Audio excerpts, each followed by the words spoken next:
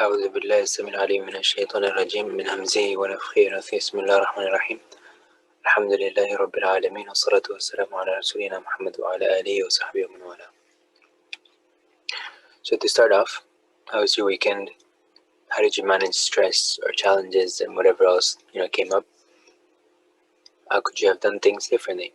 Maybe you tried something, maybe it didn't work. Maybe you figured maybe it did work, but I could have done it a little bit better. How are your relationships currently? What kinds of goals have you been working on?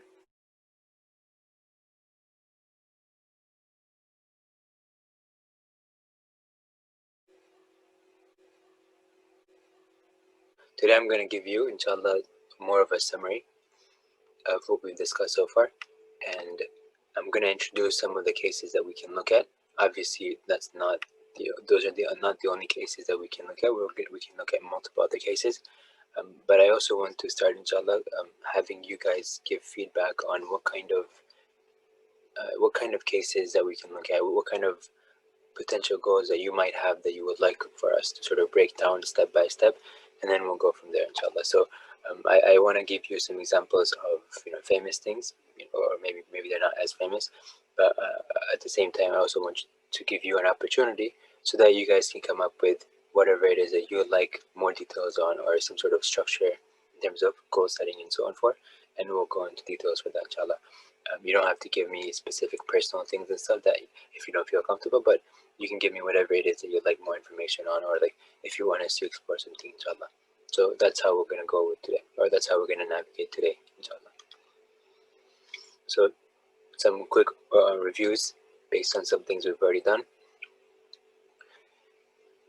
Remember motivation, and we mentioned about growth mindset requires us to have some sort of motivation, and we're going to break those things down a little bit. But just basic things, autonomy is where you get choices. You have some choices. You have the ability to choose between multiple different things that you could do. It could be that you are interested in something by default, and so that is just like your passion and stuff. So in that case, you don't really need autonomy, because you feel like I want to do exactly this, so you've chosen it essentially, right?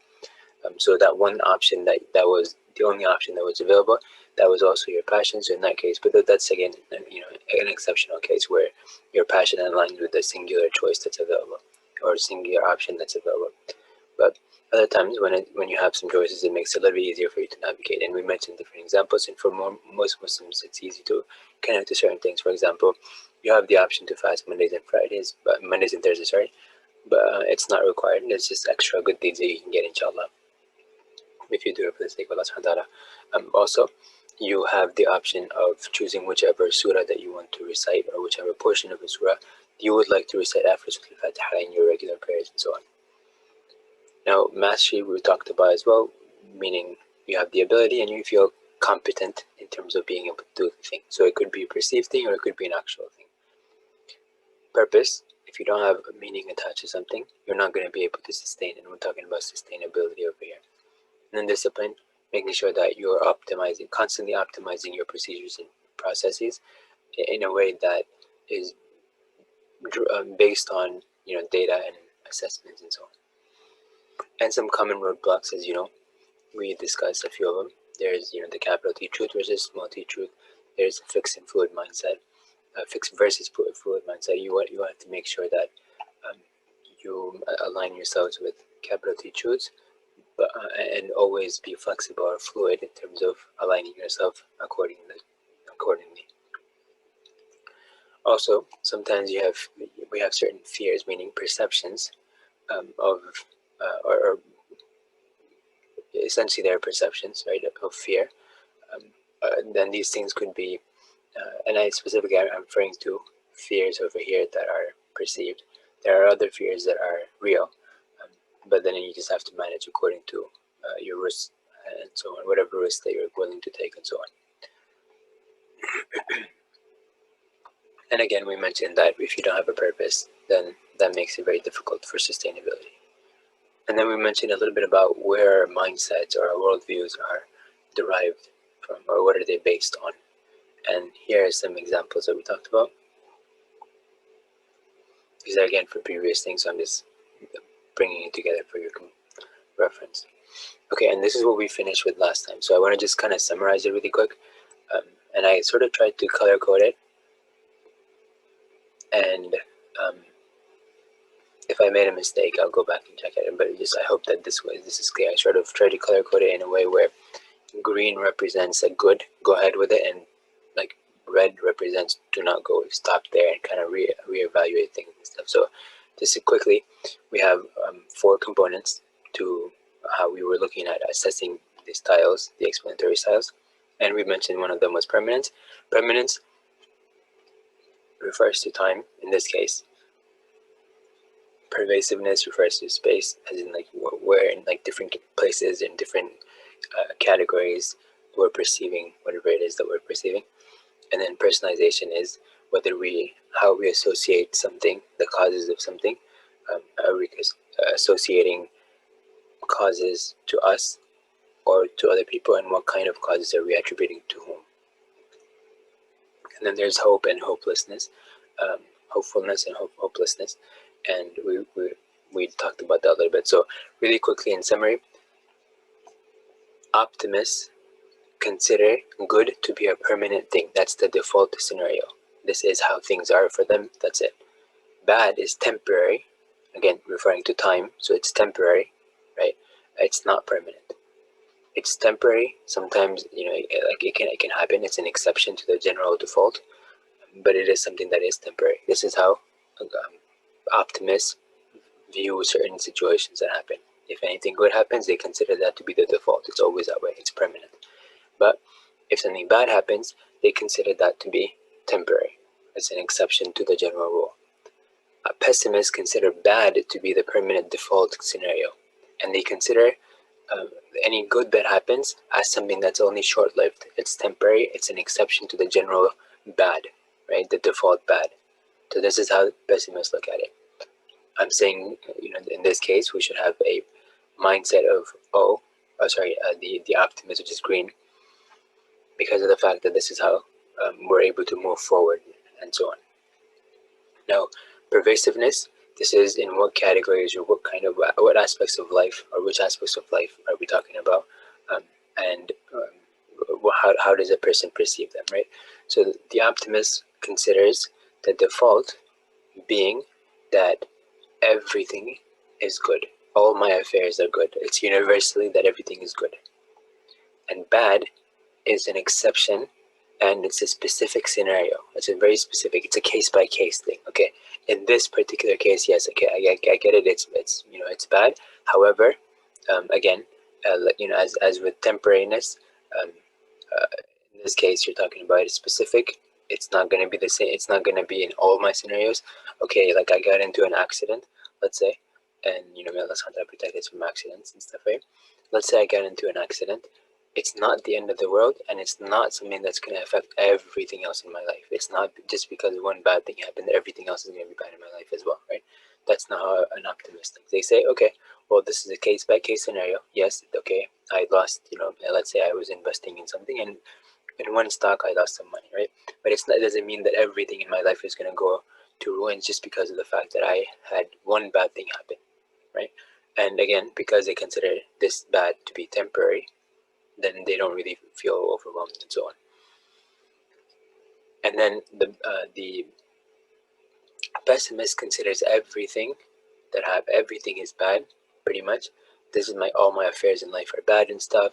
And if anything happens, if any good happens, well, it's just like one exception, and it's not gonna last. And like this is how the pessimist would think. So I just want to, differentiate between the mindsets, the frameworks, I'll call it.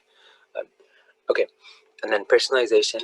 This is where it's a little bit from perspective of feeling too much, too highly of yourself, being self-conceited, or feeling like that you are some big person or whatever and so on, right? To kind of differentiate from that, personalization means where is good emanating from, or what is the potential coming from, pretty much, right? And it's connected to self-esteem essentially, right?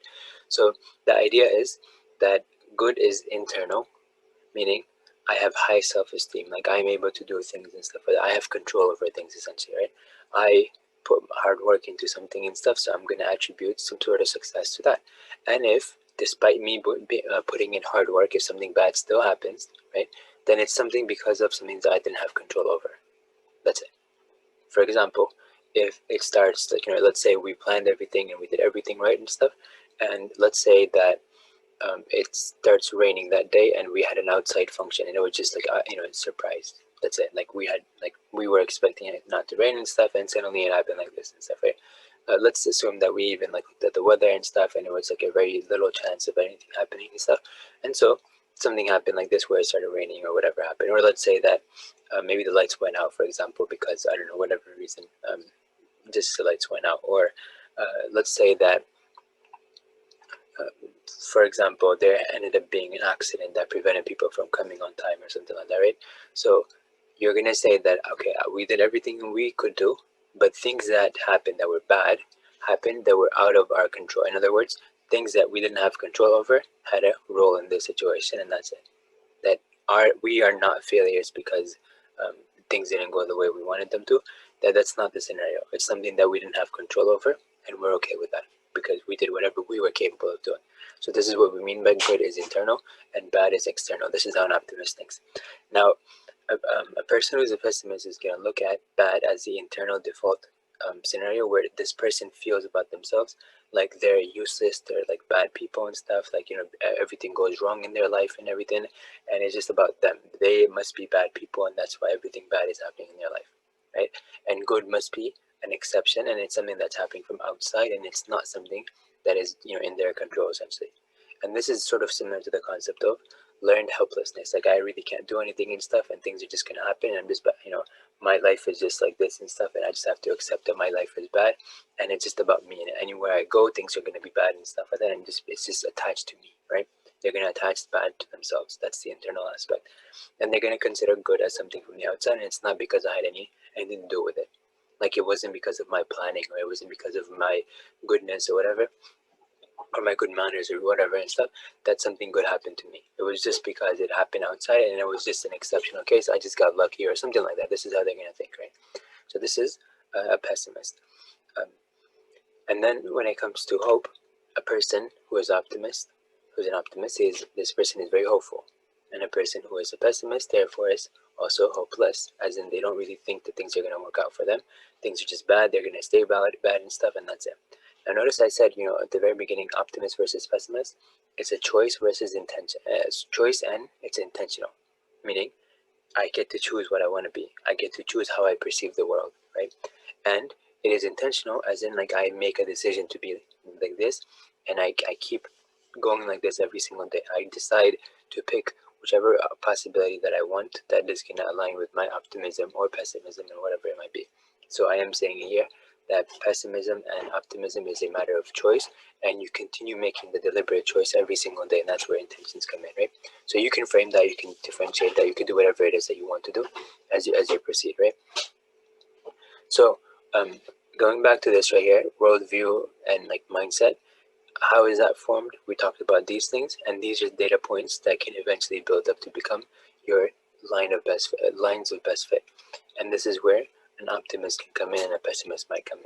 So going back over here, we talked about unrealistic expectations. We talked about fluid versus fixed mindset and so on. And this is where it's sort of summarizing over here. Now, just in summary, we have some important keywords that I asked you to remember, and we mentioned some of them over here before, and I just kind of copied and pasted them over here. And we also have some resulting growth mindset personality characteristics essentially, and those are on the right side of the screen. So the one on the left side are just things that you should remember, and these are useful terminology that this is going to help you as you move forward, inshallah. But then on the right side you have those personality descriptors that are associated with growth mindsets. Okay, so this is the person who has a can-do attitude, is very adaptable. This person, she might be very optimistic, hopeful, and all those things and stuff, right? These are characteristics of a growth mindset. This is the person who is actually aligning themselves with capital T truth. Now, going back to this really quick, the reality is that the reason the optimists end up, working out, their lives end up working out better, right, is that because of the fact that Allah Subhanahu wa Ta'ala designed the world to be according to what the optimists are aligning themselves towards. Pessimists are going away from the the capital T truth more, and so therefore they are always sort of finding that the reality does not match their situations. Okay, and they can always decide that they want to look at things in a different way, and they can be more optimistic about things. They can be more hopeful about things. So this kind of mindset is gonna find that the choice, this choice that they made of being an optimist, aligns with reality more. In other words, they're gonna see that whatever they perceive like this, whatever, um, for example, they assume the particular thing to like good to be the default case, the permanent case, the universal case, and so on, right? When they did this, they actually ended up finding out that this is how life actually works. And when they did that, the data points confirmed for them that this mindset is the correct mindset, or it's aligning with the capital T truth. Whereas the pessimists had a different framework, and then the more they tried to apply that in their life, the more dissatisfied they ended up finding themselves. Right, the more hopeless they became, and so as a result, they should have realized that the capital T truth is not matching their perception. So they can change their perception to align with the capital T truth, right? But they're not doing that, and that's why things are not working as they think that they should be. That's why they continue being pessimistic, continue being negative, they continue being hopeless, right? Because the hope over here, hope here is matching with the reality of the situation. The more a person tries something and they find it to be true, the more they're going to be motivated to do that thing, right? They're going to be like, oh, well, you know what? This makes sense. It matches with whatever it is that I wanted to do. Or this is like the reality matches, my experiences match whatever my mindset was. And then hopeless is where a person realizes that their perception of reality is not matching with reality, and yet they still want that thing, and so they keep getting upset that they're not finding whatever they thought they should be finding, and so they continue being hopeless in that sense instead. So this is just something to keep in mind. Now, we mentioned a possible solution. There are 7 strategies that we talked about, and here, um, these 7 strategies are I just summarized them, and obviously I got them from somewhere, and I mentioned that the source of these. And these are 7 things just to keep in mind, that your psychological disposition, whether they're positive or negative, are going to impact your sustainability in pursuing a particular goal, right?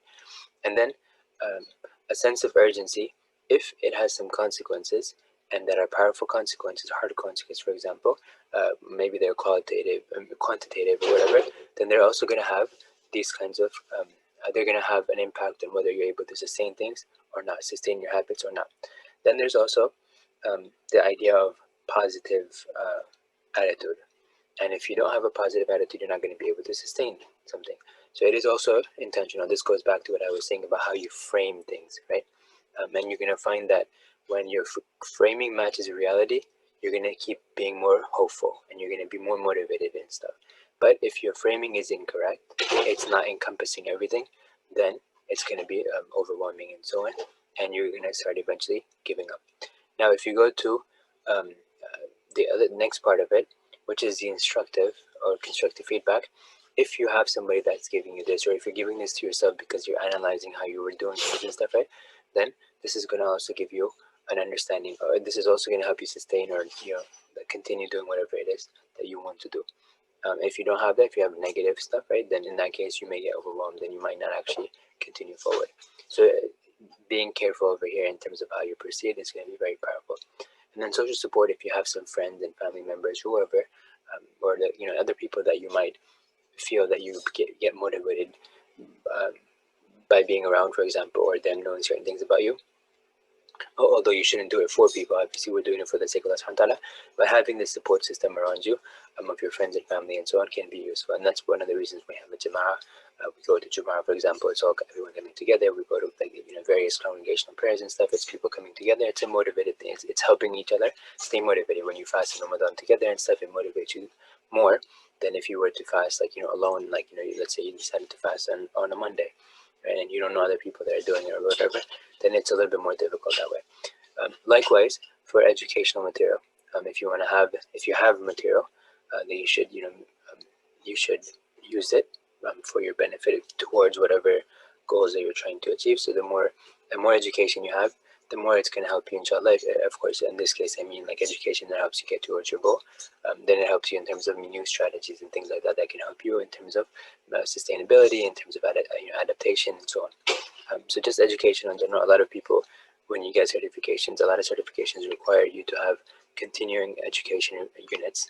They call them CEUs, and these are intended to continue like having you be up to date in things so that you can continue helping other people or like doing whatever it is that you're required to do or asked to do, and so on. And then always having a support system, like an extended support system of experts to constantly help you maintain and like improve and so on and so on, right? So that's that. Now, some of the possible case studies that we could be doing over here, and in the next few sessions, inshallah, include these that I've mentioned over here, but they can also be things that you would like for us to go into. So I mentioned here, the missions of the Prophet ﷺ, how they developed their communities and how they continued maintaining in terms of, calling people to Allah subhanahu wa ta'ala and so on. And also the first Islamic state, like the Muslim Ummah, like in this particular context, the Ummah of the Prophet ﷺ, because as you know, technically, by definition, the Prophet ﷺ and their people, whoever followed them, were by definition Muslims because they submitted to Allah subhanahu wa ta'ala. So they were Muslims to Allah subhanahu wa ta'ala, right? And so like Ibrahim alayhi salam says at the end of the scriptures we have in the Quran, Allah subhanahu wa ta'ala says that Ibrahim alayhi salam made a dua, رَبَّنَا وَجَعَلْنَا مُسْلِمَيْنِ لَكَ, oh Allah, make us two Muslims to you, right? So Muslims to you.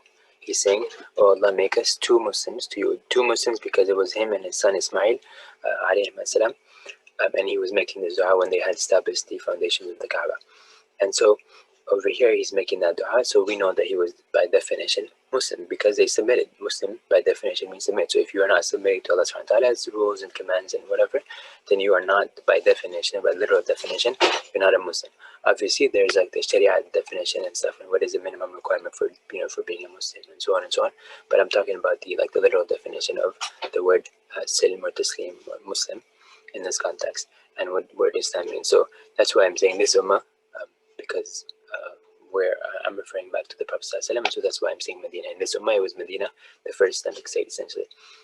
And then also Islamic education. So the case studies in terms of what was the objective of education and how was it materializing. So we're talking about traditional practices, like for example, go and get ijazat in certain courses or specific things and stuff, versus getting a few different courses, a few different instructors giving sort of like the ijazat in different courses, but doing it as part of a curriculum. So instead of you going, for example, from one sheikh to the next, or like you're studying one book after another with the same sheikh and getting ijazat in each of those things and stuff, for example, the more traditional route, you can also do it this way, where it's a little bit different, where you get it's more like the newer academic arena where they decide which courses you take, and then they give you instructors and so on. They tell you, okay, this is what we're going to do, this and this, and at the end you get like a diploma or a certificate or whatever, or a graduation degree or like whatever, and this indicates that you've done these courses essentially, right?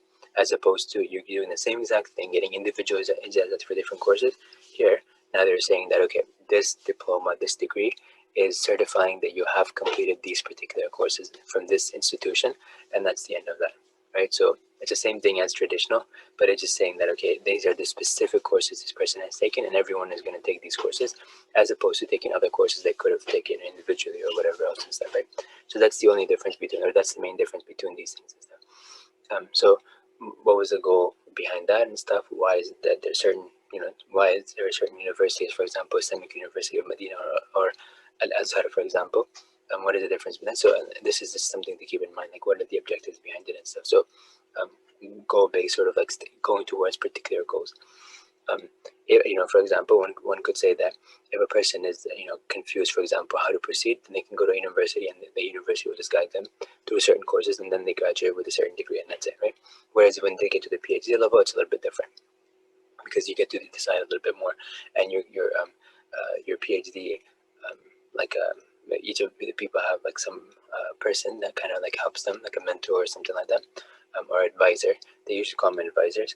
So these are advisors that are helping you in terms of like figuring out what it is that you want to do in your PhD, kind of refining things and stuff for you. They're helping you out a little bit like that. You can have a master's thesis, for example, or advisor. You can have somebody that's also for PhD. So that's that. But if you wanted to also pursue traditional studies, meaning you go to a particular sheikh and he guides you individually, and then you go to another sheikh and they give you, other things and stuff, and then it continues like that.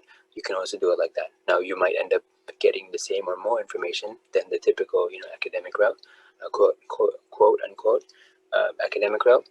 Um, and I put that in quotation marks just because of the fact that traditional is also academic, but it's just a matter of like how the terms are used. So that's why I put it in quotation marks. And then United Nations, what is the objective of it? Why was it? What is it trying to do? What are its goals? Why was it even set up? And things like that.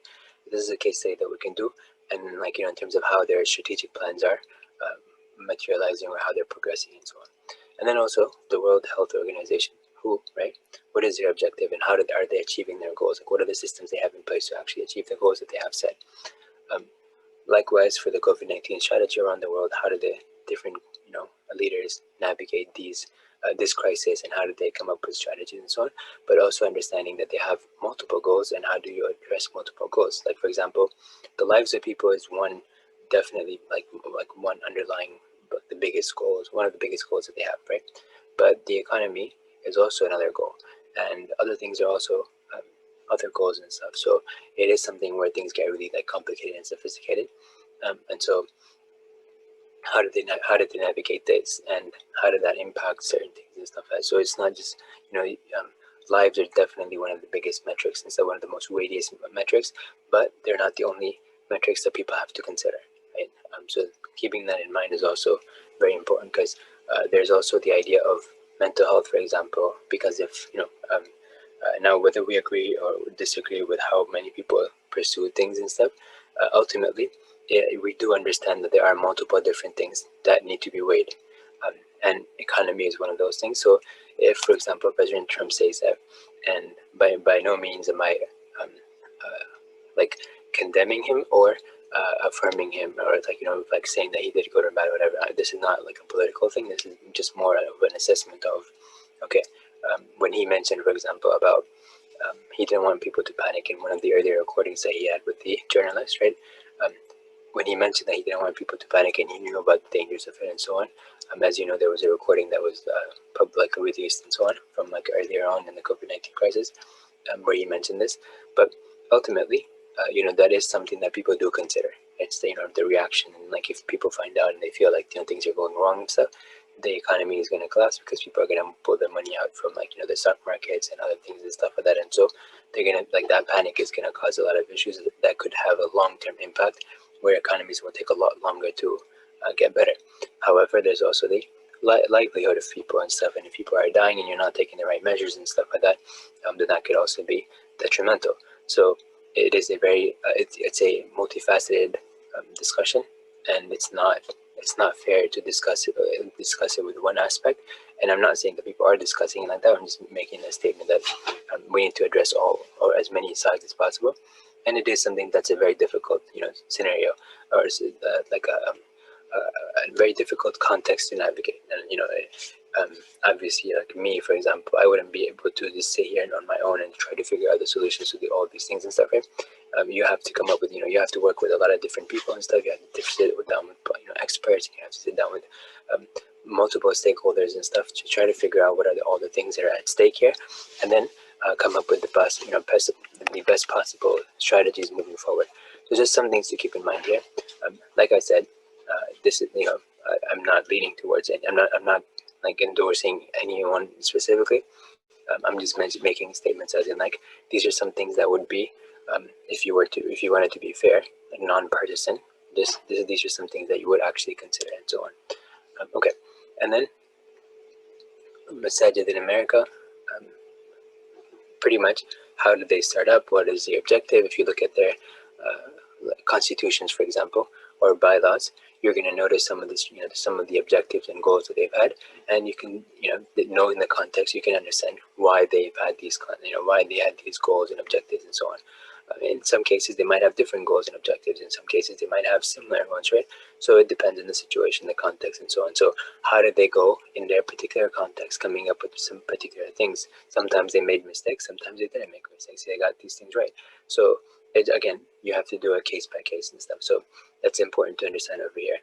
The masajid were one of the reasons that there is a lot of conflict, for example, between the younger generation and the I guess like the last generation, um, is that the goals and objectives that they had put down, for example, when they were initiating these masajid, because our parents and grandparents and stuff are the ones that were involved in the affairs of the community, Muslim community, and so on, and so they were the ones that were initiating these masajid and so on, and they had certain needs that they saw that they needed to fill up and stuff, right? Maybe the needs change nowadays. So if we don't sit down and have this, all the stakeholders sort of sit down and sort of figure out what the new goals are or should be, then this is where sort of distrust happens, and we start getting um, distant from each other and so on. So the solution for this would be then sitting down and understanding what are the current goals, or what should the current goals be, and how do we accommodate them. How can our masajids and institutions and organizations accommodate the changes that are happening in the world and the new needs that people have, or maybe some of the goals are going to still be the same as they were before. So this discussion is important. So again, we can discuss individually, one by one, like different masajid, for example, IAR or Ibad Rahman Masjid and ICM and like other communities and stuff, like how they set up masajid and why it's important for us to understand how they started off, what they're doing today, and how they can move into the future and stuff based on certain goals and stuff that they might have or should have and so on. Also, these are potential antitrust cases that are coming up, or that have actually like sort of been discussed, right? And four companies that are facing this essentially are Amazon, Apple, Google, and Facebook. There are regulations against monopolies because they prevent competition, like free competition and stuff. And so what happens is the governments have these, they intervene and they try to break down big monopolies and stuff. So as you know, Amazon, for example, has pretty much a stake in most sectors, in the business.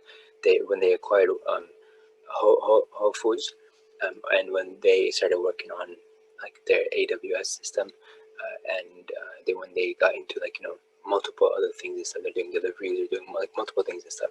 They also, for example, oftentimes will see whichever product from their sellers. They have they facilitate a marketplace where buyers and sellers can come together.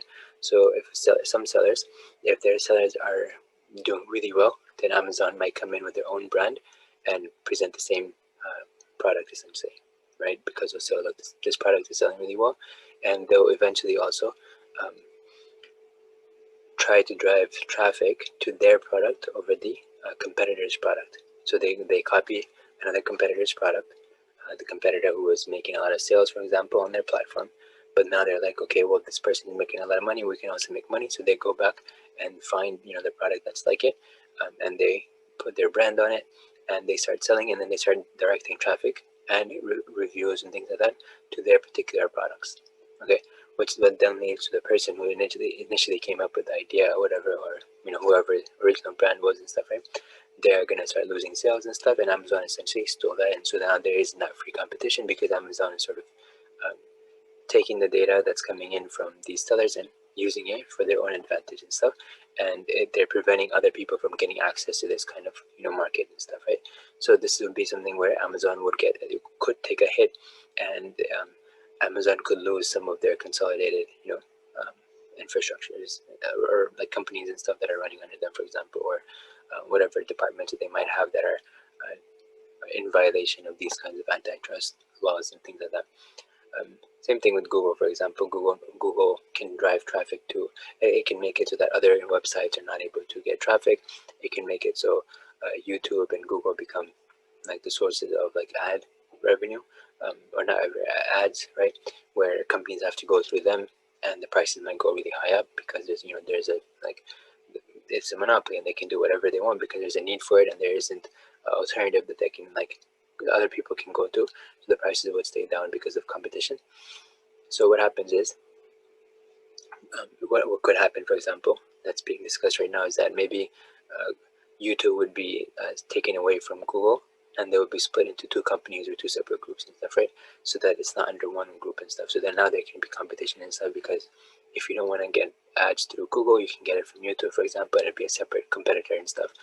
So these are some things to keep in mind. And same thing with Facebook.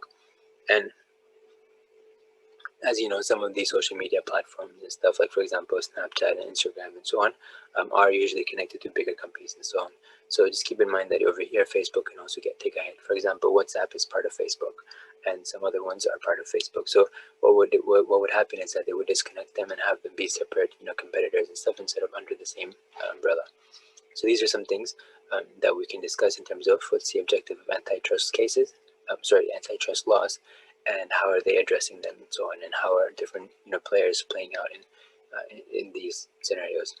And then you have, as you might know, for example, you see like in like the media or in movies or whatever, in social media, about how certain people lose weight so fast, or they gain muscle really fast for movies or like for shows or whatever, and how they become fit and things like that, and what kind of diet that they're using and stuff, whether they're not using, um, what are they benefiting with, what they're not benefiting, and so on. Like the whole, like, this culture of health and fitness and stuff.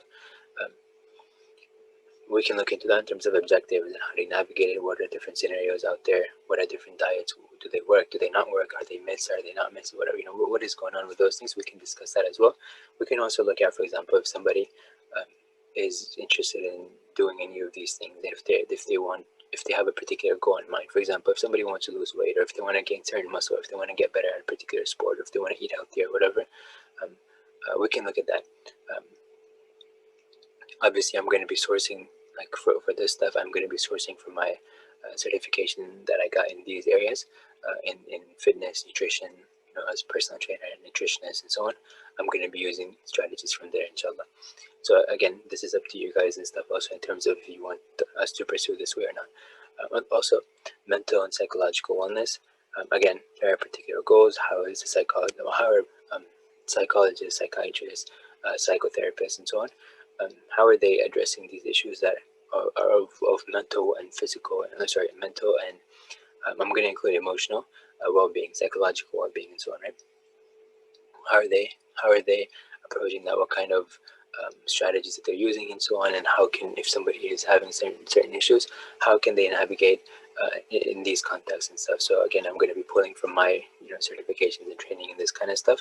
So if anybody is interested in this, inshallah, then we can also do something specific to that. And that's a lot of the stuff that I'm using in this context, in this content that I'm presenting, is coming from those other references that I have. And usually I'll cite them, but if I forget, if somebody could remind me, then I'll go ahead and I'll go back and cite those sources, inshallah. Likewise, we can also look at parenting. What are the goals of parenting in Islam? What are the goals? How do we navigate various contexts that parents might find themselves in? And children are being exposed constantly to new and changing things. And as time goes by, each generation is going to feel the same way. And just like our parents and and their parents, meaning our grandparents, each of them had the same experience. Things constantly changing and so on. And the parents are the stuff that our parents might have used on, like for us in terms of how they were parenting us, that might not be relevant for us anymore, because our kids might be in different contexts. And so we need to understand the ultimate, like, fundamental goals of parenting, and see how we can feel equipped essentially in addressing those goals and moving forward accordingly. And how it can be detrimental if we misapply some of the strategies, like in different contexts. So maybe something that worked in one context, whether it was earlier in time or in a different location in society, whatever it might be, how that can impact negatively people that are feeling how it would negatively impact on the ones on whom these strategies are being utilized, essentially. And then also education. What are the goals of education, and how are different universities and different educational systems modifying themselves? And of course, the people are modifying them, the people behind them. But what I mean is, like, how are these how is education impacted by the constant changes we find ourselves experiencing and facing and so on. So nowadays, for example, certifications are very powerful. You definitely, like, I would still encourage you to have a degree and stuff, right? But if you have a specific pathway that you want to go through, they are making tracks nowadays that you can go through, and you don't have to go through, for example, certain general education stuff. For example, you can just go directly from this, and this, and you can get to whatever end you want. So they're actually streamlining that a little bit more. I personally, this is my personal, preference. I would encourage people to explore, just have a taste of multiple different fields of studies, right? Just because they have a holistic, overview of how the world works essentially, and they're not sort of like tunnel visioned in terms of feeling disconnected from everything else, but rather they have some sort of like an overview or framework of how the world works, and then they can actually pursue something specific and go from there. So this is something that I would encourage, like making sure you have like at least an overview framework of how the world works, different fields where they fall relative to each other, and so on. And that's something that can be very useful in terms of higher order thinking, and in terms of communication skills and so on, and just in terms of understanding how to work with each other, because you sort of understand where another person fits in the framework of how the world works essentially.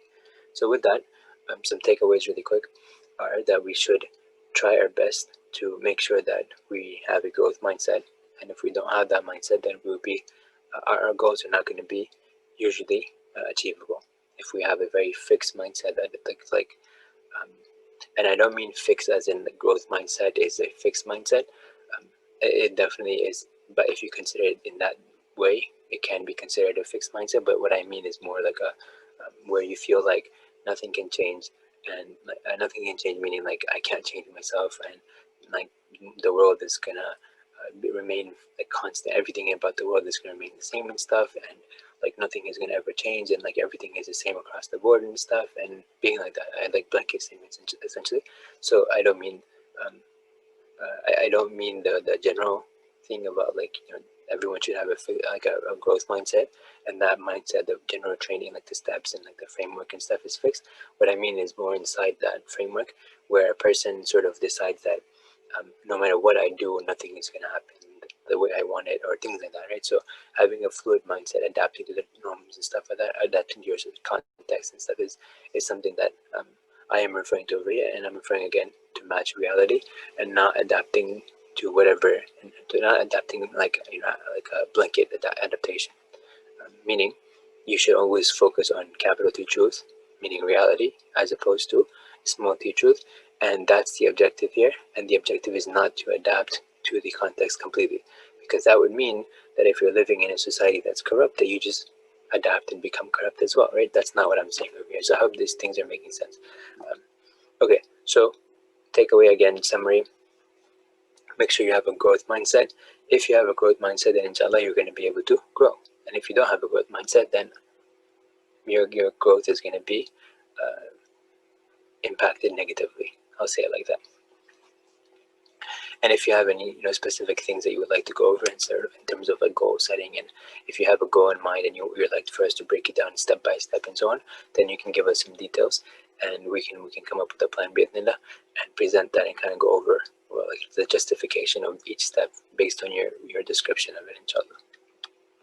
So your homework is just to explore some of these different things. Think about what scenario, what goals that you're struggling with, and if you want to reach out to us, you can reach out to us and let us know, and just kind of get your mindset ready. So as we explore different cases, case studies, or whatever, then you're going to be able to see how you can implement some of those strategies in your own context, right?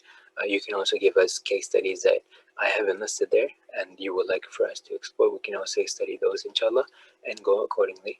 It doesn't have to be something that you specifically have as a goal, but it could be something that somebody else has or somebody else had, and you're interested about how it was, what kind of steps they took and stuff, and kind of some feedback on that, and go. So we can also do that, inshallah. So with that, I'm gonna stop the recording, inshallah. And if anybody has questions, you can ask me outside of this, inshallah, and you can email us also and reach us in other ways, inshallah. سبحانك اللهم وبحمدك أشهد أن لا إله إلا أنت أستغفرك وأتوب إليك.